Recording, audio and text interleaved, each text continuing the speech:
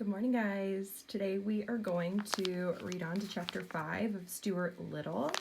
So yesterday when we left off on chapter 4, remember Snowbell tried to make it look like Stuart had gone through the mouse hole when really he got wrapped up in the blinds in the window. So let's see what happens in chapter 5, Rescued.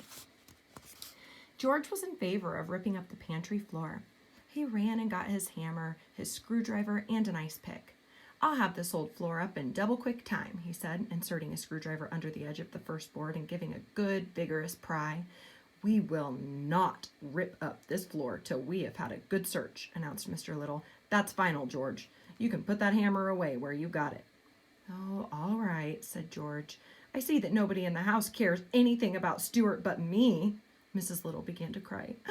"My poor dear little son," she said. "I know he'll get wedged somewhere." "Just because you can't travel comfortably in a mouse hole doesn't mean that it isn't a perfectly suitable place for Stuart," said Mr. Little. "Just don't get yourself all worked up." "Maybe we ought to lower some food to him," suggested George.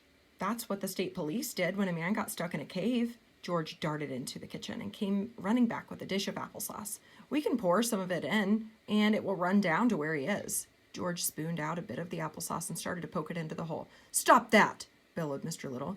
"George, will you kindly let me handle this situation? Put that applesauce away immediately." Mr. Little glared fiercely at George. "I was just trying to help my own brother," said George, shaking his head as he carried the sauce back to the kitchen. "Let's all call to Stuart," suggested Mrs. Little. "It is quite possible that the mouse hole branches and twists about, and that he has lost his way." "Very well," said Mr. Little. "I will count to 3, then we will all call. Let me reread that, sorry. I will count to 3, then we will all call. Then we will all keep perfectly quiet for 3 seconds, listening for the answer." He took out his watch. Mr. and Mrs. Little and George got down on their hands and knees and put their mouths as close as possible to the mouse hole. Then they all called, "Stuart!" And then they all kept perfectly still for 3 seconds. Stuart, from his cramped position inside the rolled-up shade, heard them yelling in the pantry and called back, "Here I am!" But he had such a weak voice and was so far inside the shade that the other members of the family did not hear his answering cry. "Again," said Mr. Little. 1, 2, 3. "Stuart!" It was no use. No answer was heard. Mrs. Little went up to her bedroom, lay down, and sobbed. Mr. Little went to the telephone and called up the Bureau of Missing Persons, but when the man asked for a description of Stuart and was told that he was only 2 inches high, he hung up in disgust.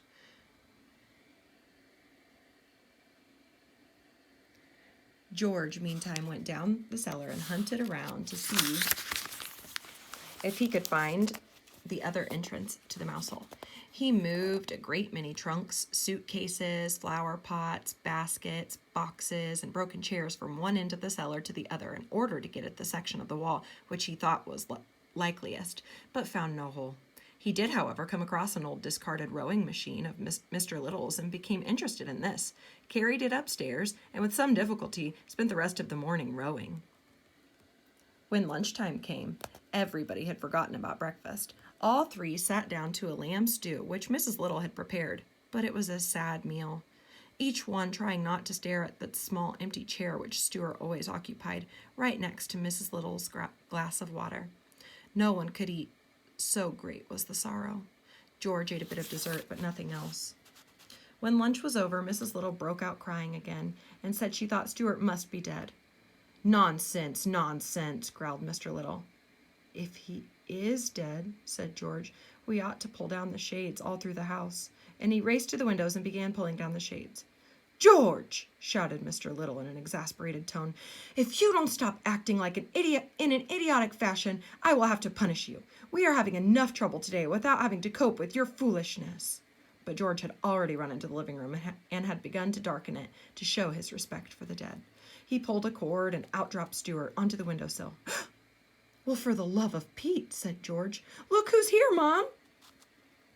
"It's about time somebody pulled down that shade," remarked Stuart. "That's all I can say." He was quite weak and hungry. Mrs. Little was so overjoyed to see him that she kept right on crying. Of course, everybody wanted to know how it had happened. It was simply an accident that might happen to anybody, said Stuart. As for my hat and cane being found at the entrance to the mouse hole, you can draw your own conclusions.